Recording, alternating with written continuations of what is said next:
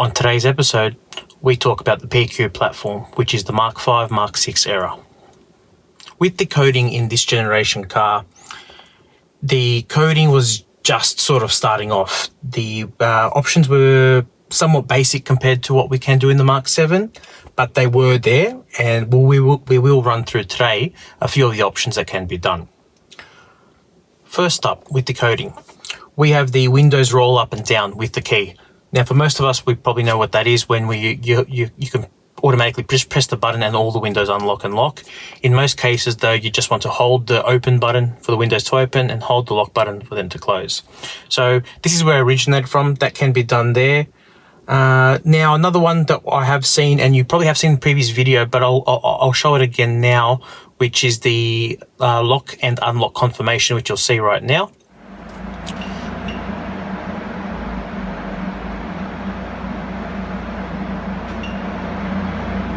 Lock and unlock confirmations.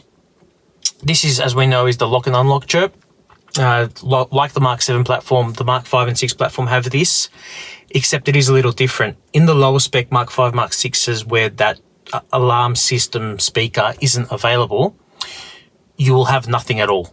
Unlike the Mark 7, where if you didn't have that system, it'll sound the horn. In this case, it'll sound nothing at all. So that's where it differs a little bit to the Mark 7 platform. So it's a good feature in this case. If you're not sure if you've got it or not, turn it on and see what happens. Now, in Australia, we didn't get the KESI system on the Mark 5, Mark 6 platform as far as I'm aware. Passat may have. My memory's not great here, but we didn't get that too much. So if you've got the wireless key module, then this feature will work. So you can turn on the KESI system to lock the car while running. Not sure you will want to do that or need to do that. I highly advise against it, but it is something that's there. Another cool mod is the fogs as DRLs.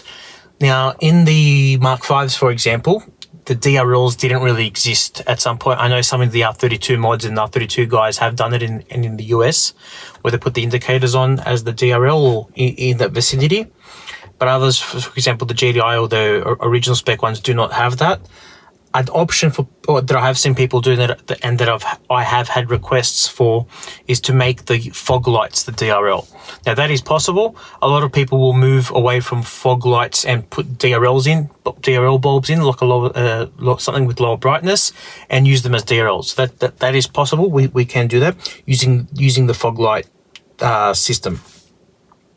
Another cool mod that I've done with this car and many others is fog lights on with high beam. Now, self-explanatory, when you put your high beams on, you're going to light up the world and just turn anything and everything you have at the front of the car on. So that one is possible, and so is the fogs as cornering lights, which we touched on last week. Except this was only worked in Australia anyway on later model Mark 5s and Mark 6s. Did not work on early Mark 5s. So this also depends. This brings me into the next thing I want to touch on, is the Mark 5 platform especially had an issue where the early generation models we received in Australia specifically, we didn't get a lot of the newer modules that other countries got. And that is some things that people don't know about the PQ platform, Mark 5 and 6 platform. The Mark 5 platform technically went through to 2010, so the first year of the Mark 6s were still actually 1K, were still built on the 1K platform. This ties into modules and things, so somewhat that's why there was a facelift in the Mark 5 07, 08 in the face of Mark 5. That right through to 2010 is where the modules were very similar. So a lot of the late model Mark 5 and early Mark 6 coding is very similar, and after that, obviously after I think 2011 that's when all the coding became sort of uniform around the globe when it came to the Mark 6 platform. So that's some of the things may work for some, it may not work for others. If you've got any questions about it, let us know. We can definitely help you out. We've got a lot of coding from other cars, so we can compare BCM modules and things like that and help you out to see which one you may have. This is for the lower spec Mark 5s that don't have the auto switch for the lights, the light auto switch. You do have the ability to turn all headlights off when the car's turned off. That's another feature we can do, so to mimic an auto light. From my experience though, in some cars, I have seen this resort to the headlights always being on. Not on all though. I've seen that on some. I don't know if it's a model thing, but it's just something to be aware of. Now, I do get a lot of questions on this when I am coding cars, is what is the emergency brake flashing? Now, what that means, emergency brake means ABS engagement. So when you slam on the brakes and the ABS has engaged, you'll, in some cases, depending on cars, I know BMWs, they all differ a little bit. Some will intermittently flash the brake lights. Others will obviously display the brake lights and flash the hazards. Yeah, the hazard lights. So that's what it refers to as brake flashing. I don't like touching that because how often do you plan on doing an emergency stop unless you're at the track, and when you're at the track you don't want things annoying you, especially driving under brakes with the hazard lights flashing up. So that's something I don't really recommend to do, but it is an option there, and we have gone through it. Like the Mark 6 platform, the comfort turn signals is also a thing here. We can go again from 1 to 5. So 3 tends to be the sweet spot, but you can put your auto indicators for 1 second, for 1 flash, 2 flashes, 3 flashes, up to 5. So 3 tends to be the sweet spots there. So I don't really recommend changing that. You can try 4 or 3 and see how you go there. And another one that's common with the Mark 5, it started off in the Mark 5, was the coming home lights and leaving home lights. That, what I'm referring to there is when you're locking the car, especially at night, when you lock the car, it will leave the lights on for 10, 15, 20, 30 seconds. And same thing when you're coming to the car, which is the leaving home feature, where you unlock the car and it'll turn the lights on for however long you specify. So we could specify, I think it's from up to 15, 20 seconds, something like that. It is a cool feature I do recommend, especially if the car stays outside. Now, as many people know, the rear wiper is automatically switched on when you go into reverse once, especially when the front wipers are on. And if you go into reverse, the rear wiper will wipe once. We understand why, it's logical. That can be turned off if you like though. And the rear wiper can be switched off altogether for those of you who have done the rear wiper deletes and don't want to see any errors or anything like that. Now, with the steering wheel. The push to talk button, which is on the Mark 5, is on the left side. I'm pretty sure it's on the same ones on the Mark 6s too. It's essentially what was used as in the cars that had it. It was a function where you could press that button and call whoever. This is pre-Siri days, so you could say call so and so, and it will try to get into your phone book and call those people. In this day and age, it's not really necessary. What a lot of people do, if your car does have that feature, you can switch it to a mute button, which I highly recommend. So that's a quick mute button, so you can always just press that and it mutes the radio, music, or whatever you're playing, just mutes the radio. It just mutes the head unit, which is an awesome feature. Now, the gauge cluster sweep. So when you turn the car on, you'll have your indicators, or not your indicators, your clusters do the sweep. The dials do the sweep. Awesome feature, looks cool, does give it that sporty feel, especially when you're jumping into the car for the first time. So I'll show you a video of that now.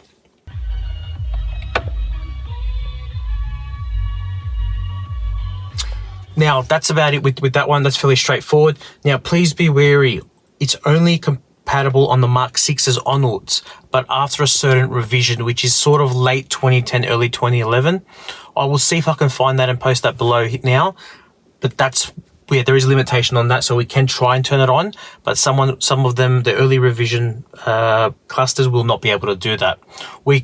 As I said, that will be confirmed now, so you know which revision. To confirm which version you have, we will need to plug into the car to see.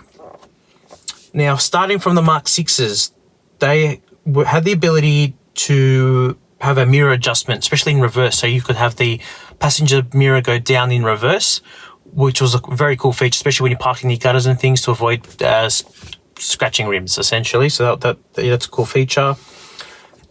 Now, similar to the Mark 7 platform, the ability to retain the heated seat settings from the previous time you were in the car is also possible on the Mark 5 and Mark 6 platform. On the Mark 5s, it was early. Obviously, they're a fixed dial, so that will obviously remember. But on the Mark 6s, where it was a button, it always reset. So we do have the ability to remember your last setting from the Mark 6s onwards. That's one good thing about the Mark 5s, is you don't have to worry about that because it's a physical dial that doesn't change automatically. Now, continuing along, we did have the disable tire pressure monitoring system. So we can turn that off, especially if you've got winter tires and things, especially in the Mark 6s, or you have the ability to turn it off in your menu. It does come in here, never had to use it here, but it is something that is available. Electronic differential lock, also known as XDS strength. This is a feature where on the higher horsepower models, it is set to 2. There are 3 settings on it. So you have 0, 1, and 2. Going through those settings, you'll have the ability to notice that the time it takes for the system to intervene in a spinning wheel, especially around cornering, it just varies. So a 2 would mean it's quick and fast. The way it will bite in very quickly to try and limit the wheel spin. May lead to axle tramp or wheel hop, as they call it. It just depends on the track and the scenario in that case. Now the Mark 6 platform, actually Mark 5 too for this matter, brake assist. They both have this setting. I haven't played around with it too much, but I have done it a few times to test with. It's a setting where, similar to the XDS, you have the brake assist where you can tap the brakes and the it assists in applying the brake pressure faster. So again, I think it's 3 settings, 0, 1, and 2. 2 being the most brake assist from the brake controller. So another cool feature, torque steer compensation. So I'm not sure exactly on the technical details of this one. You can look into it. I'll just read the description out here. It says, using the steering assist controller, which is not the brakes, to prevent torque steer on tuned cars. A TSC of 1 is used by default on higher horsepower front-wheel drive VW models like the front-wheel drive Passats and so on. So it is a cool feature. We may actually talk about this one a bit more when we go to our track days in this car. We might play around with a few of the performance settings and see if we can notice any difference there, because I personally have never had to use that one. On the Mark 5 and 6 platform, especially the Mark 6, we can disable the ESP completely. Again, track days maybe, that's something you can do, but that is something we can do. And lastly, I want to touch on is something we do quite a bit, is adjusting the service intervals. So normally when we jump into a car, we can do a service interval reset, or service reset interval. This essentially just resets it to your next service, which is your 15,000 Ks in most of the Volkswagen group. In my case, and on a lot of people, I personally set it to 7,500 because I like doing my oil changes more frequently.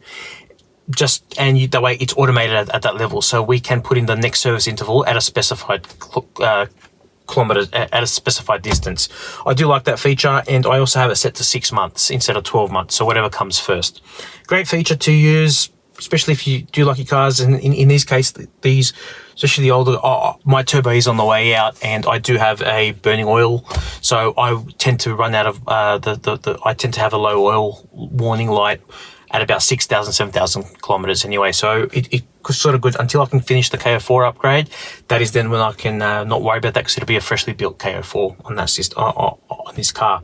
So we might change it then, but for now I'm going to leave it at 7,500 and go from there. So that's something I do recommend. If you do have the ability to do that, so you don't have to worry about how many Ks you've done. It's always just fresh there and it comes up. And I know for the performance, for the motoring enthusiasts, especially with performance orientated cars, we do like changing our oil more often. This is just a quick rundown to show the difference between the Mark 5, 6 and 7s. Obviously in these early days, especially the Mark 5s, it was very limited. It slowly grew into the Mark 6s, but when we moved to the Mark 7 platform, that is really when the coding changed. It changed the game. There's so much more features that can be enabled. In the Mark 5, 6 platform, what is cool is the instruments and all the physical items, they tried to keep uniform across the whole range, so a lot of retrofitting is possible. That is one thing that I will mention. So retrofitting, obviously Mark 6 clusters into Mark 5s, we do a lot of that. So that is something we can do. For facelift Mark 5s, we can put the Mark 6 air conditioning modules in. So you're with the dials and things that can be changed. So steering wheels, that's something we do a lot of. We are just waiting on a module to arrive for this car, so we can plug that in. We do have a Mark 6 steering wheel ready to go. We are, just to be wary, we're trying to make sure we've got a airbag that has this Takata recall. So this Takata airbag issue, guys, this is something that affected the Mark 6s. So if you are looking at retrofitting a Mark 6 steering wheel into your Mark 5, do take note of which airbag you have, as this can be an issue. Now, obviously, when moving the steering wheel and the airbag into a Mark 5, Volkswagen cannot then confirm which airbag is in it because they go off the VIN of the car. So it becomes a very difficult issue to check up or trace. You'll have to go off the airbag module, the airbag part number on the back, and correlate it that way, unfortunately. So we are trying to get more clarification from Volkswagen. I have not been able to, through customers or myself, been able to take a Mark 5 or any car with a retrofitted Mark 6 steering wheel in and then replace it. Now, there is some confirmation on that where some people have confirmed that yes, they have been, but I have not heard of it. So at the moment, it's not possible. So just be wary of that. That's the only thing I do advise. As always, if you've got any questions, let us know. You can reach out to our email, to our website, and contact me that way, or leave a comment below, and we can go from there. Thanks for watching, guys. See ya.